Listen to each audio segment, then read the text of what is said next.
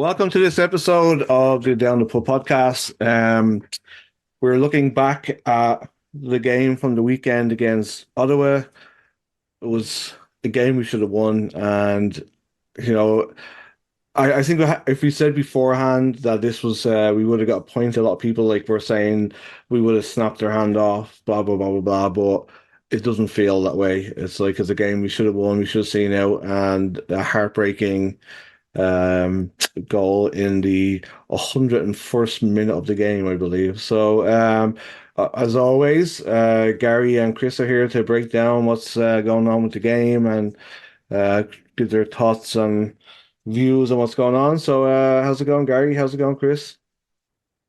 Doing very, very well. I know you boys have both been playing a bit of football lately, but tomorrow is my return to Ah, actual football for the summer season. I normally only play in the summers and take a year out, so we'll see how wow. my touch is. Good See on if you, my brother. touch has gone or not. Yeah. Is this going to be like when Thierry Henry went back to Arsenal on loan from the Red Oh, Bulls? It's like, you know what, mate? You say that. I wish I could find it. The first bit of football writing I ever did in my life was the day after that, after he scored that goal oh, against Leeds. oh wow. Yeah, I wrote a bit about it. It was proper emo, but He yeah. he fucking loved the goal against Leeds as well, didn't Oh, it's amazing. Yeah. Oh, yeah, he scored a hat trick this season in he? 3-4 as well. Yeah. It's funny you brought that Um, up too. I completely forgot that loan ever happened. I always yeah, forget that stage. it Mm. was. I remember it happening because it was rumors. Because at that time, a lot of the MLS players would go in the off season because Beckham had done it and Robbie Keane had done it and stuff like that. But yeah, I just want to give a shout out to Tony from South Dorset Spurs. I know you probably don't care, Gary, but he was on a Canadian tour. He went from Vancouver across to Halifax on the train and stuff like that. And I kind of told him a little bit about our wonderful club here. So apparently we have a fan for life. So it was really nice to chat with him. I was trying to meet up for him to watch the game on Sunday to have a point in that, but he had 2 days to pack a lot of stuff in. So I told him to stand by. Uh, he blanked me, but so that's What okay. is he? Is he military? No, it's just he was just traveling across Canada. He's just on holiday, I guess, and we just got one that he messaged the Nova Scotia Spurs to ask did we still go to Queens because he's going to go check the pub out, and then I just shot him a message to say, hey, like if you're about on Sunday, I'm going to go watch the Wanderers. So yeah, really nice guy. And I also wanted to say as well that I'm very ranty tonight. I'm sorry about this. I never I got like so I'm on some of the emails for some of the clubs for the media thing because like I like to be able to go in and see the photographs and just to see the press conferences and stuff like that. And I got an invitation today to the Zoom link for the new manager for York, and I clicked on the Zoom link and. At the beginning, it's like the host will let you in, da, da, da, da. And then I was like, the host will start the meeting and will let you in shortly. And the fuckers never let me in. I sat there for like 12 fucking minutes, and then I was like, I'm gonna check and see if they fucking posted anything on Twitter. And I went on the Twitter, and there he is, fucking the video that they done of him looking up at the tower or whatever the fuck was, but he's watching all that stuff, and like, you fucking wankers. So yeah, so York are now the team I hate the most after that. So yeah, they Do can. you know who was hosting? Well, probably because you had Angus on You last took you week. took the words out my mouth. Yeah, Yeah, probably. yeah, you're on Yeah. their blacklist Yeah, now. yeah, it's true. It's probably what it is. Yeah, that fucker. Yeah, I said like I don't normally do that, so especially when it's during the week because I'm at work. But I actually had waited to take my lunch just to check it out, and yeah, so it was blank. So yeah, so I hope he's a horrible failure, brings nothing to the club, and the club goes out of business within 6 months. I'm joking. I'm a Is very this bitter, I'm a very bitter person after let's get my rants out of the way.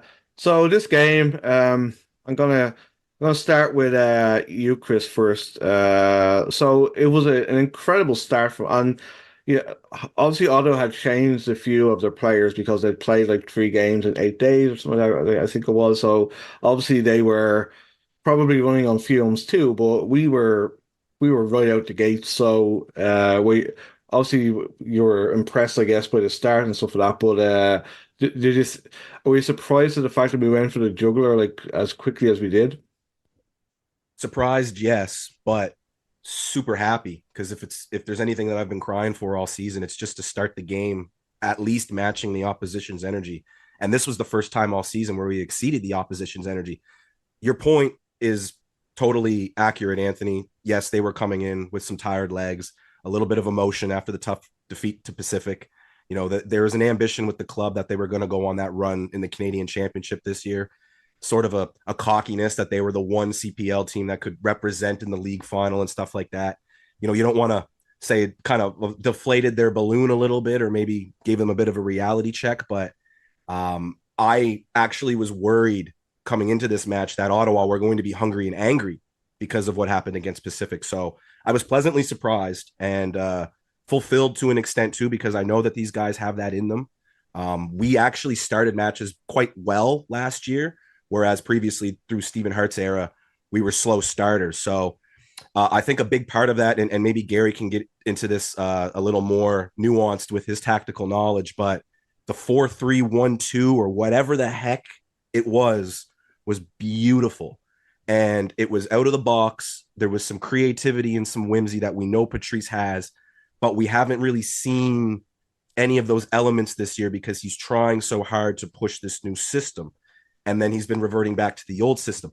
This was something completely new and out of the box to have Riley Ferrazzo sort of in that right center midfield pocket. It allowed Rampy to fall back as an anchor. It gave Zach tons of freedom to get forward. And then when he had to track back defensively, he had that person over his shoulder kind of guiding him. And I thought it was fitting that they were both in the team of the week this week. But to answer your question, Anthony, yeah, I was very encouraged. And I think that what the boys have done is they've shown and they've proven to themselves and to the supporters that they have it in them to start these matches quick, go for the early goal. And if not go for the early goal, at least control the match. I was definitely pleasantly surprised and super encouraged by that. Gary, just following on from Chris's point there, tactics wise was what was the difference? And personally, I think I just want to get about your thoughts on this. But Rory Ferrazzo made a huge difference. I kind of talked to him in the off season. He was injured for a good portion of it, but I did talk to him, and obviously his goal was to get more starts and more game time. And the couple of cameos he's had in the last couple of weeks, he's looked really dynamic coming on, and it was probably one of his best performances in a Wonder shirt. So if you can just walk through the tactics and Riley's performance for us. Yeah, I think balance is the key word. That's the most balanced I think we've looked all season. We've obviously been workshopping the 3-4-3, and then every now and then going back to the 4-2-3-1, 4-3-3, and it was back to that 4-3-3 again. But there were, as Chris mentioned, variations within that. Riley Ferrazzo's role was very interesting. I thought he was doing like kind of the Aidan Daniels right winger thing where he's actually a right centre midfielder. So he spent most of the game in central areas of the pitch. And I thought that little pocket of Riley Ferrazzo, Giorgio Probo and Lorenzo Caligari, they were probably our three most technical players. And football's a simple game, right? If you put talented players who are technical together, then they tend to keep the ball just because that's what they like to do. That's in their DNA. And I think the rotations between those players was really good, as well as kind of Telfer dropping in, Ferrin being Ferrin as well, Zach Fernandez on the overlap. And I thought we cradled that really nicely by having Rampy very, very deep next to the two centre-backs and Wes, who was the left centre-back. And that just added a bit of security to us. So you can, if you've got those four as our rest defence, you can allow the more creative number 10-y types to be rotational, to try things in the final third, because they've got that security behind them. And it made us look really dangerous going forward. Some of the interplay was excellent.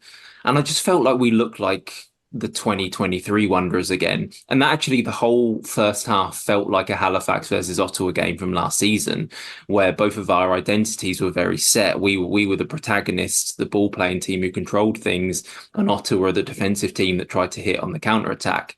To our credit, in the first half, we did control things, but Ottawa really offered nothing on the counter. I think Sam Salter played 4 passes the entire time he was on the pitch, so he was non-existent. So we controlled things really well. And like I said, I think it just came from having our best technical players in the middle of the pitch. Um, and that just allowed us to control things. And yeah, Riley Ferrazzo was a huge part of that. I'm a big fan of the player. I always have been. I wrote in the preseason preview. I when I covered him, I said I felt like he was a player who only I really understood, and I didn't mean that in an arrogant way. I just meant that in like a, how people think they're the only ones that see why a movie was good. Like I felt like people didn't really see him for what he was, and I felt like some players, we all have our own types of players, don't we? And some players just jump out and kind of please our sensibilities, and he's one of those with me. I really like him. I like how he keeps hold of the ball and protects it. I like his technical level. I like how he combines with players. He's very selfless. So yeah, happy to see him getting a run in the team and doing so well. And 2 goals already this season. It's fantastic. Yeah, I think we talked a little bit last season, a little bit in the off season, just about how because he's so versatile, he kind of gets popped all over the place. He never actually gets to play in what would be his best position, I guess. And I think this role really suited him, and I think it gave him like a lot of freedom. Like I mean, he had before the goal, he had like a couple of like good chances too. He had a shot that was saved at the near post, and he was just bombing forward, and it was great to see. For Chris, like obviously, I just want to get your thoughts on my performance too. But it also kind of last game we were kind of talking a little bit about how Zach Fernandez has kind of been struggling a little bit. This was he made the team of the week, and he was kind of back to his old self. And you think that was like just because of he had that kind of security where Riley kind of coming in behind, and just a few thoughts on why you think he made the team of the week. That's definitely, like I was saying in the previous piece, having Riley to his left. Like I said, there were times when Zach was a little more advanced. Riley's over his shoulder. When the structure and the shape was more balanced, like Gary said, and I think that goes a long way too to the balance, is that we saw and heard the positive communication, the technical communication, the good communication, the stuff that you want to hear and see. We've been talking over the last couple of weeks about guys getting into arguments and a little bit of stress showing on the field. There wasn't really any stress in that first half. Even towards the end, when Ottawa were starting to turn it on, and you had your worries and concerns. Oh, they're going to score before halftime. There was no concern. There was no panic, and I think that is a big element of why Zach did as well as he did. I felt like I said this last week, as well as my appearance on the boys on Sounds of the Grounds. He was forcing things, as a veteran of the club, as a leader, as somebody who wears his heart on his sleeve and is emotional. You try to force things, you try to push things, you try to go outside of your box and outside of your ability level. And I think that Anthony was a big piece. Riley is a calm player. Riley is a composed player. We even saw a little bit of shithousery by him during the match because he just knows the right time to be the right type of player. And that's not saying that Zach isn't. In fact, I think Zach has done a really good job improving that aspect of his game, finding the times to get forward, being more responsible defensively, knowing when to take a smart foul and not a stupid foul. Seeing his game evolve has been great. So it was concerning to see that step back over the last couple of weeks. But much to my happiness, I'm glad that he found that step forward this past weekend. I also think that you're talking about Ottawa not really providing much of a counterattack. I think in the first half, that was a big piece of why. Matteo Debrian was almost stunted because he knew if he got forward and Zach got forward, Riley was there to get him. And if he had Zach on him, he essentially had 2 bodies on him. So I think a big reason why Ottawa struggled in the first half was because those 2 guys sort of got into Mateo's head. And Mateo's not their only outlet in the attack, but he's a very important piece of it. And we've seen Cargo kind of take some pieces from Dos Santos and Valor with how they utilized him last year from a defensive position, getting into attacking positions. And I thought we did a really good job stunting that. But yeah, to summarize and answer your question, Anthony, yeah, I think that for this week, I think just to have Riley there, confidence, composure, trust in one another, I think that went a long way to Zach's improvements this week. And I hope that there's a big asterisk on the board for Patrice's tactics in the coming weeks. Okay. Yeah, sorry, mate. Just something Chris said there was wanted to go back to Riley really quickly, because it just came into my mind. You've kind of got two choices when you're thinking about how to use Riley. You can either play him as a fullback that inverts into centre midfield, or you can play him as a winger that inverts into an attacking central midfield position.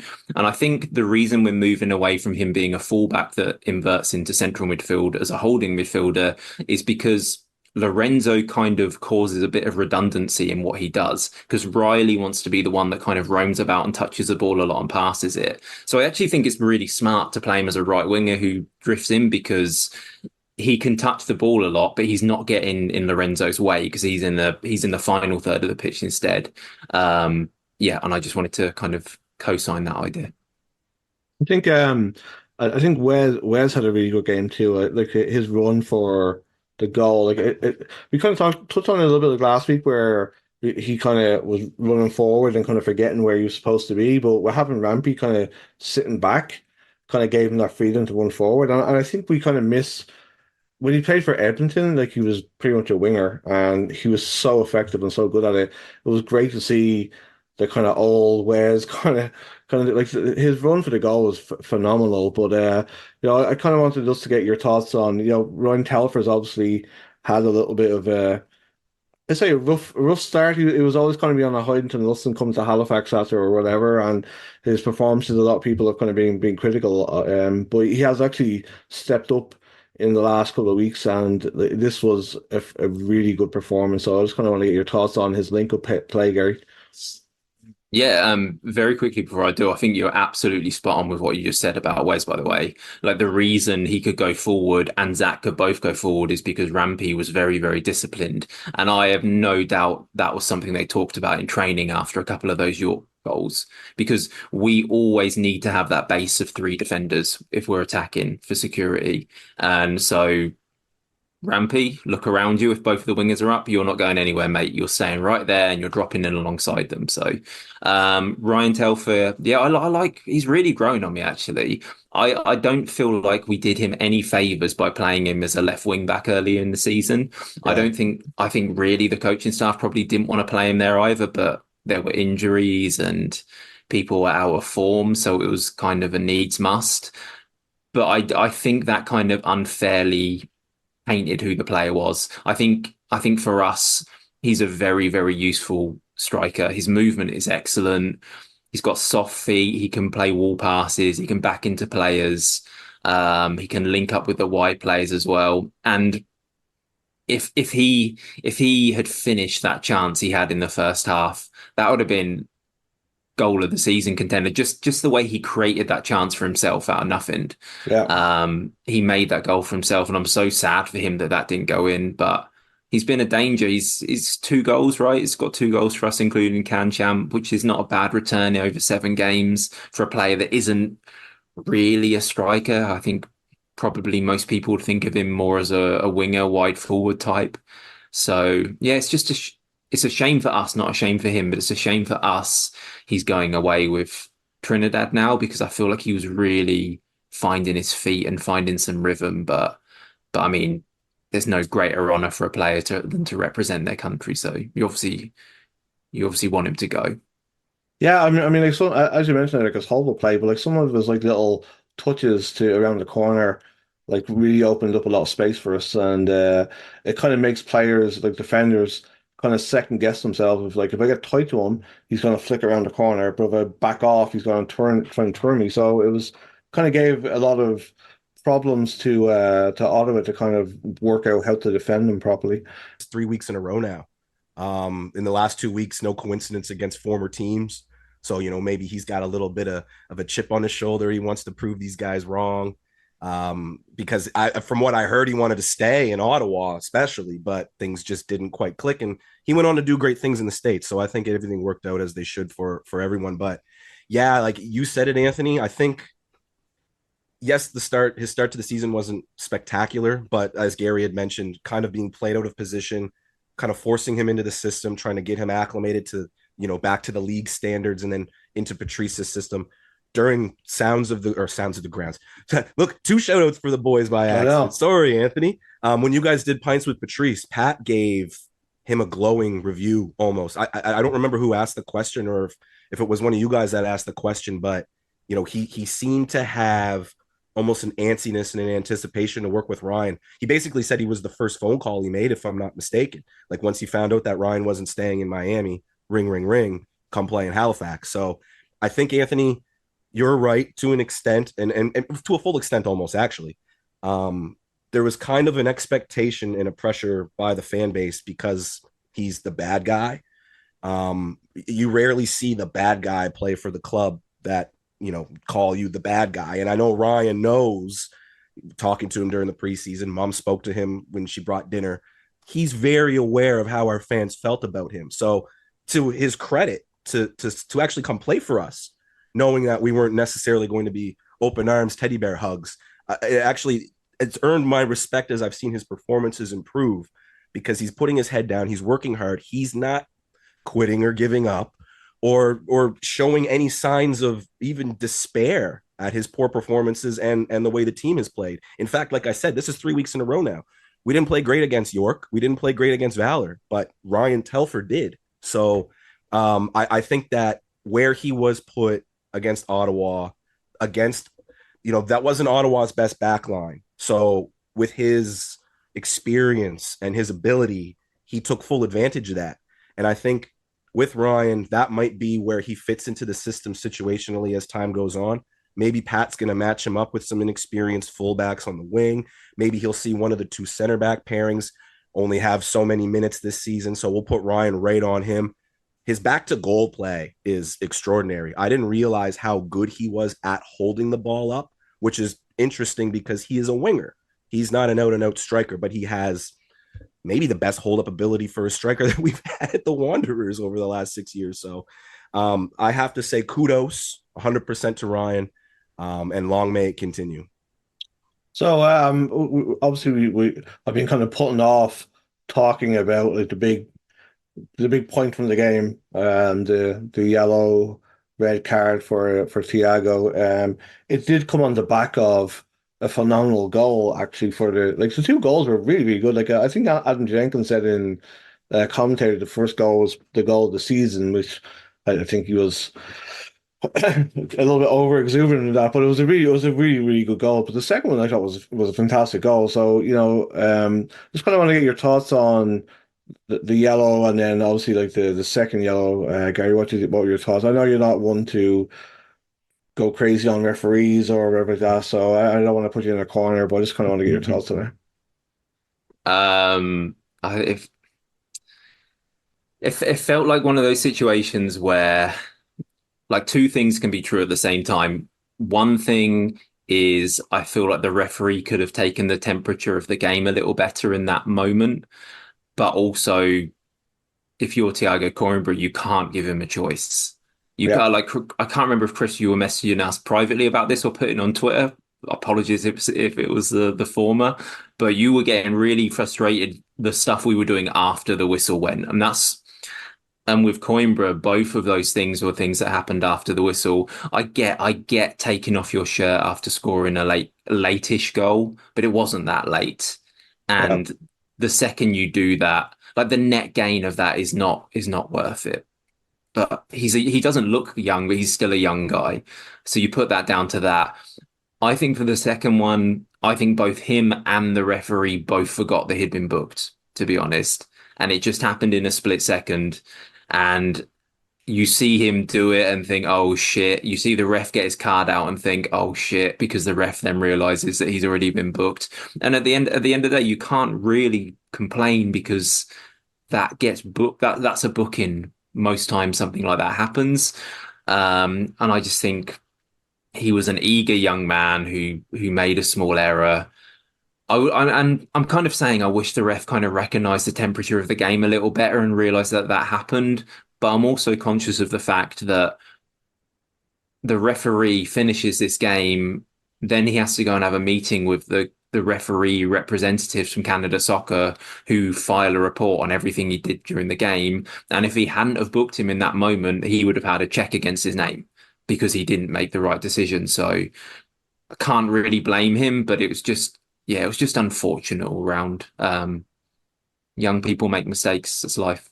It was kind of funny. Like a lot of people, like I got this point where people were saying, if you score a 35 yard like thunder blast into the top corner, I can understand you taking your shirt off. But the fact is that like you almost missed a tap in.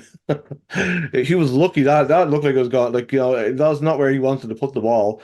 And then you take your shirt off. And I get like he's been injured and it's kind of probably like a little bit of frustration, like a little bit of relief coming off the shoulders. Like you kind of got a goal and all that kind of stuff. But it was just as soon as it happened, like I just find with the Wanderers, like it's kind of like this sounds terrible, and I'd probably get shit for saying it, but I feel like sometimes it's the DNA of our club since the beginning. Like it's the same DNA as Tottenham that we just kind of work our ways into trouble.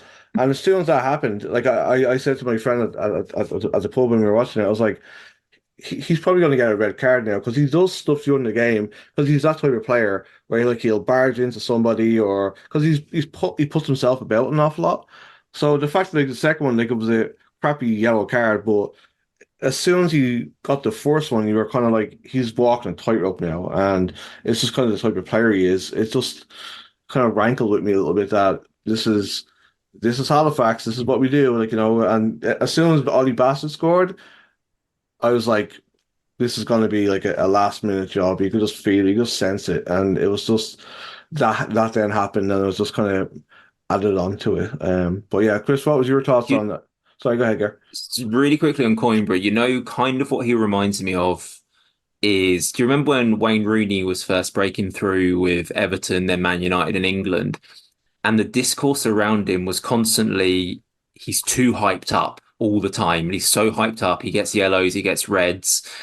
But then the opposition to that argument is, and it did end up happening with him, if you take away that kind of energy and that rabidness, you lose something from his Yeah. game.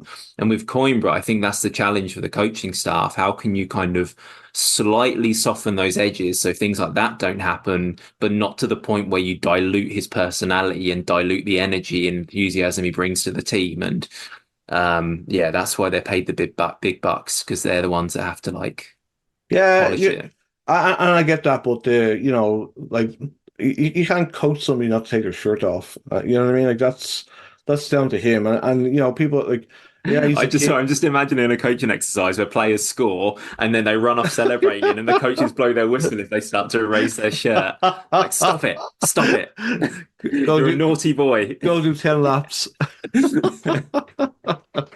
So yeah, Chris, I just wanted to get because obviously it was for us it was like the big talking point of the game, but I just want to kind of get your thoughts on it too. Yeah, it's one of those weird situations where there's just so many layers. And I admit, like Gary said, both publicly and privately, I was quite upset with some of the activities after the whistle. Some of it started in the first half. The Ottawa fans were really critical of it. Irony alert. But to me, we and I don't want to say this in a rude way. We played like a team that didn't know how to play with a lead. And the way this season has gone, regular season and preseason, from what we've heard, these guys haven't been in this situation a lot. So for Pat and the coaching staff, you stress and train on this stuff. I used to do this with my boys that I trained. We used to do last 5 minutes twice during training. Once when you weren't tired, once when your legs were done. And that was the more realistic 5 minute drill. And I know for a fact that Pat stresses these 5 minute drills. I've been to a training session, not this year, but last year, where I think he did 3 in one session. And they just happen, right? There's situations where the guys think they're going off for a water, boom, 5 minute drill. And you run the boys down because that's what the last 5-10 minutes of a game is. The other team normally has some fresh legs and they're chasing you down. And you're all into this match, like we were talking about. Energy came out early. Everybody was on their horse from minute one. So I hate to say hindsight, but I saw it coming to an extent too, that we were going to be the ones either chasing this match down 2-1 or down 3-1, or in the situation that ended up happening. That said, first 10, 15 minutes of the second half, we kind of, held them back. And then what was it, the fourth, fifth, sixth minute, Coimbra scores, there's a genuine jubilation. And I think Thiago being young, inexperienced, injuries, not scoring a lot of goals, you kind of dream that. And in your dream, you always kind of take off the shirt. I kind of liked it the way he kind of threw it up in the air over his shoulders. I liked it, but I hated it. And the reason I hated it is because you've got a team of very freaking hungry guys on the other side of that field who are pissed off, like I was saying earlier, about what happened with Pacific. Guys like Ollie Bassett who can put the team on their back. The substitution, I think they made a sub right after the goal. Morer or however you say his name, he made a huge difference. And it just seemed to me like even when we were up 2-0, there was still something a little worrisome. And I didn't know what it was. The first thing I thought that was going to happen, because he got a yellow card, was Pat was going to actually take Coimbra off. Instead, he took off Farron. And I know Massimo may not be 100% fit, but I felt like he had those type of legs that we needed late in the match. You know, Thiago is a guy that just runs his soul out, but you don't want that yellow card being the tip of your spear in your press. So seconds became minutes. Filion gets the card. Pretty much right after that, I think Ollie scored. And that's when I kind of felt that uneasiness. But I didn't think something like that was going to happen. The first thought that came to my mind was, damn, poor Coimbra. And I mean that sincerely. And I know he's getting a lot of shit from people. And I agree with everything you said, Anthony. Like, you have to have a mentality when you've got a yellow completely different. Don't touch that ball. The ref's whistle went. Don't touch that ball. Let that ball be. Even if he was trying to tap it to the keeper, don't touch that ball. And the ref had no choice. I think Gary summed it up perfectly. You know, he would have to write an essay, a 2,000-word essay explaining why he didn't give that second yellow to the Referees Association so he didn't get a demerit. You know, they actually have a lot that they have to do after these matches. That said, situationally, I think you saw it on the referee's face. Jimmy Brennan brought it up during the game, and I think the guys in the studio brought it up in the post-game show as well. I don't think the referee wanted to give that yellow. And is this a conversation where is the referee then sort of in the wrong to not know that player has a yellow card, right? So like the people who were saying that was a harsh second yellow, I see their argument, because I think we saw during the match the referee going through the steps in his head, the aw shit moment. I have no choice. I've got 5,000-6,000 people here. I've got cameras on me. My job is on the line. I have to give you this yellow. Yeah, I have a lot of positive and negative emotions about the situation, but generally speaking, the after the whistle shit, man, it just we played like we didn't know we had a lead. And you know, I love the boys. I don't know if it was just them wanting to get over that finish line as fast as possible, but you look at that 10 minutes right to the last kick of the game, and every single one of those 10 minutes was because of us. So I think that everybody is going to be feeling it. And we've been talking about treading the line between criticism and support. And I think this is a situation where, as critical as we've been, we also have to know that these guys are feeling this. You're this close to the first win of the season against the best team in the league. Everybody's been talking you down, including your own supporters. I know they wanted this so bad, just as bad as we did, probably way more than we did, to be completely honest. So I think if I can put that PSA out to the supporters, it's a moment that happened. And then I'm going to quote Patrice here, ironically. It's a moment that happened, but let's leave it in the past. I think if anything, once Thiago's done his suspension, he's going to come back hungry. We saw that hunger against Ottawa. We've seen him actually show some of that quality finally coming on as a sub. So let's just keep our heads high. Yeah. Yeah, another thing you saying, just then, to quote Patrice, and I thought actually after the game, Patrice was spot on, because he kind of deflected from that decision, and what he said, what he wanted to emphasize was conceding that first goal, because I thought until that goal went in, I felt completely calm. Actually, maybe I was just experiencing the game differently, but I felt like we were still pretty much controlling it. We weren't having as much of the ball, but we were still controlling the game. But that goal just it just gives people hope, doesn't it? And you don't want to give people hope. And it was a really preventable goal as well. Similar in the way to last week, we were talking about how Wes stepping up, isolated, and left the two centre backs as a two. What happened this time was Julian Dunn left his hole and stepped up to win a header, and it didn't go well. And then we were again isolated with only two at the back, and that's why Oli Bassett had all this room to score in. So as much as kind of, I guess, the more obvious discourses around Coimbra and the red card, rightfully so, I do think that goal is kind of a sliding doors moment for us. And if that wouldn't have happened, I honestly think we'd have seen the game out pretty comfortably because I felt like we had control. Yeah, I think it was kind of like he didn't need to go, and like Julian didn't need to do that because Rampy was there. Like Rampy was like tackling somebody, and they almost like crashed into each other, and then that caused the ball to, and then as you say, he left a massive gap. And even the second goal was so preventable too, because if you look at it, like Rampy made a great tackle in the corner, but then everybody just switched off. Like everybody got up, and then uh, we were very slow to closed down Chris Twardek, and then he passed it to Moore, or whatever his name is. And like nobody tackled him. And like at this level, at any professional level, you can't give somebody a free cross into the box like that. Like it's just these guys are good footballers, no matter like, they're professional footballers and they're good at their job. So it was just you're right. It's kind of I think that's kind of also left a bit of a sour taste like that. The goals were preventable, and it was just another one of those days for Halifax. But I did have a little point on the refereeing and the yellow cards. I don't know if you remember, it was like around the 19th, 20th minute, Tablet uh, dove in the box. Wesley Timoteo like kind of almost like looked like he was going to stretch his leg out and then took it away, and then Tablet like flipped over him, and the ref waved the penalty off.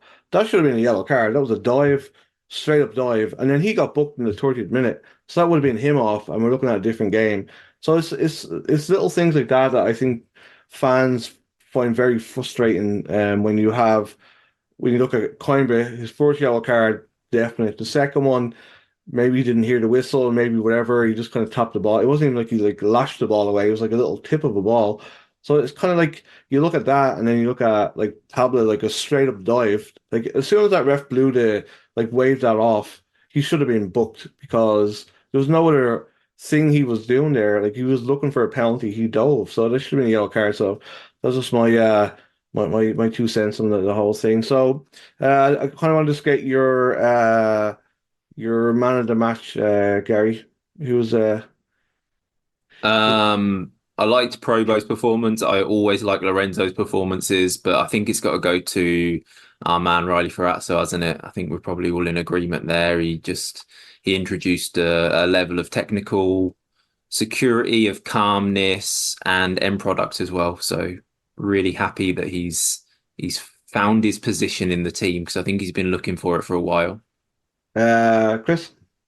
Honestly, you know, agreed, 100%. Obviously, Ferrazzo. We've been talking about Telfer. We've been talking about Zach, Probo, Yan Fillion, with some of the criticism that's been going his way, and I know that there's some pressure on his shoulders.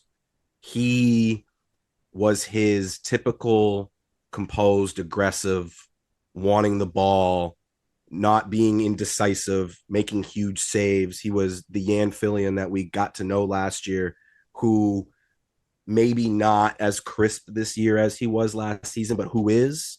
I feel for him badly on that last goal because he could have came out for that. But like any keeper, you also want to make sure you're in that position to make that diving save one way or the other.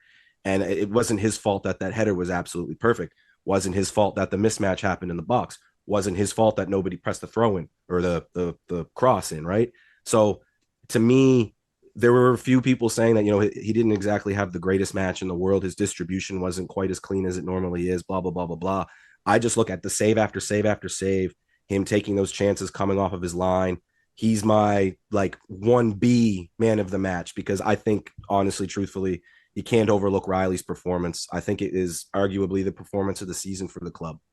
Yeah, I'd like to co-sign the Jan Fillion comment Yeah, as well. me too. I thought I was going to say that with mine. Jan was a very close second, and I think he was probably well, not probably his best game of the season. So lads, like we're coming to the end. I did just have one more little topic for you, and it's our good friend, our Capitan Rampy made his 125th appearance for the club. Day one wonder. I just kind of want to get your thoughts on him as a person, because I know you guys have a great relationship with him, and also what he means to the fans of the club here in the city. Chris, you can go first, buddy. I don't know if I've actually spoken about this publicly. I don't think he would actually be upset if I did. But I think what a lot of people We're don't going to get know. DMs tomorrow, aren't we? Yeah, I know, right?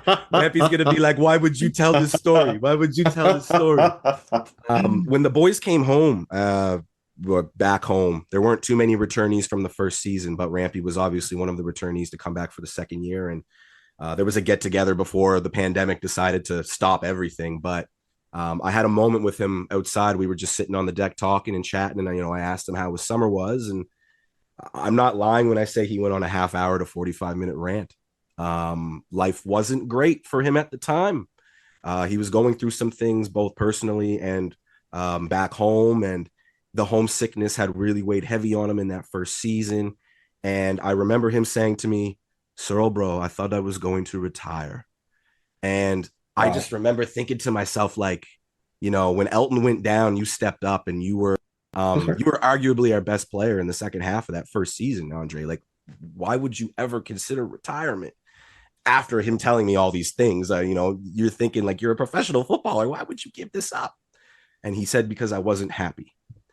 That second year, as hard as it was, those guys were cooped up doing training sessions in their own apartments, in their own houses. They couldn't leave.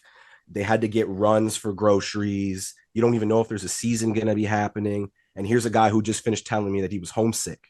So he's the first person I checked on, second person I checked on, third person I checked on. I called, texted, messaged him once a week, once a month. I just wanted to make sure that he knew that he was loved and respected in this city. Um, we didn't all think that he was going to come back for the third year, just because we all kind of knew that he was only coming back because a few of the old souls, Stephen Hart and Jan Michael, convinced him to come back. But that year where so many people struggled and so many people went through hardship, Rampy found himself and he found happiness. Talking to him after we lost the final to Forge, we had that event, Anthony. Where was that at? Dirty Nelly's? Yeah. Yeah, And again, had a minute with him, kind of aside from the crowd, told him I was proud of him. And he was just hungry. Oh, I can't wait for next season, bro. Oh, we're going to finally figure this out. We're going to win a championship. And we know how those next couple seasons went, but he never left. And here we are now, year 6, 125 appearances, captain's armband, starting to show the old Rampy that he was, representing his nation, fulfilling a dream that he wouldn't have been able to fulfill if he decided to retire. So, not to get sappy and all this stuff, but Rampy, we love you, brother. In the history books, in 10, 15, 20 years from now, you're going to be a Nova Scotia Sport Hall of Famer. And we don't want you to ever leave. You're going to take a coaching job when you retire, and you're going to stay like Jan Michael did. Love it. Gary, sorry, your thoughts? Yeah, I don't think I can come anywhere near competing with that. That was beautiful. I do not know Rampy the person. I kind of made a point after 2019 to have zero relationship with any of the players, just because it's too difficult to like talk about if you do. I did interview him in 2022 though, and wrote an article about it, and I enjoyed his company. Is the most I can say. Really, he was like a really engaging person to talk to, really open. Sent me a nice message afterwards. So as a person, the small dealings I've had with him have all been really positive. To speak of him as a footballer, I think he was that player in 2019 who I think was a little bit misunderstood. I remember I remember the fan base trying to figure him out in 2019 because he was sometimes played as a 10, he was sometimes played a bit deeper with Elton, and he was still really young at the time as well. But he grew with that first season, and I remember a beautiful goal against Cavalry that's I think still his only goal for the club, isn't it? Kind of someone wrapped it across and he hit it first time. Really nice goal, and he was playing as a 10 that day.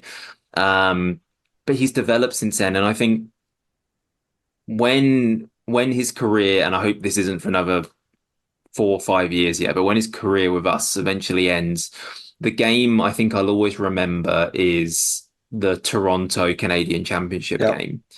I think his first half performances of that game, and I don't know if there's any way of going back to watch it, but if there is, his first half performance in that game is as good as a Halifax Wanderers player has ever been. To be honest, it was brilliant, and it was so good. I never ever tweet at halftime, but I remember tweeting that night saying at halftime saying like what we've just seen is up there with the best performances we've seen from a Wanderers player, and I think it probably is, like, considering he was against kind of Michael Michael Bradley. Bradley, yeah, like players who have played in the Premier League and have distinguished international careers. And that was Rampy at his best, and Rampy is his best is sitting at the base of the midfield. It's receiving it in tight areas. It's doing some weird little trick that you can't even figure out how he's done it, and suddenly he's nutmegged the person that was closing him down, and he's laying it off or driving forward with the ball. And that was the pinnacle of him doing that evening. So yeah, brilliant player, brilliant servant. So proud that he's a captain of our football club. And yeah, long may it continue. I think he's the epitome of does his talking on the pitch because he's a very unassuming kind of quiet guy. I don't know him like the way Chris does. I don't know him like even like the way you are because I think I tried to interview him once and he wasn't up for it, which is fine because everybody got that right. And I prefer people to do that to be perfectly honest. But I think for somebody who's like not um really crazily outgoing, the one thing that always stands out for me is how he acts around the fans and how he acts around the kids and how much time he gives to um doing like going to the soccer schools or going to whatever stuff that footballers have to do, and he always does it with a smile, and he always spends that extra little bit of time with the kids and signing jerseys and talking to them and all that kind of stuff. And I think he's a great ambassador for the city, and I think he's a great ambassador for the club too. And I think we're really lucky to have him. And the fact that he's managed to go through the six craziest roller coaster years of a football club and still be here and be the captain. I think it's a great testimony to the man, and let's hope we get to see him for another 125 games because he's an amazing player. I'm going to leave it there, boys. I think we got a lot into that hour.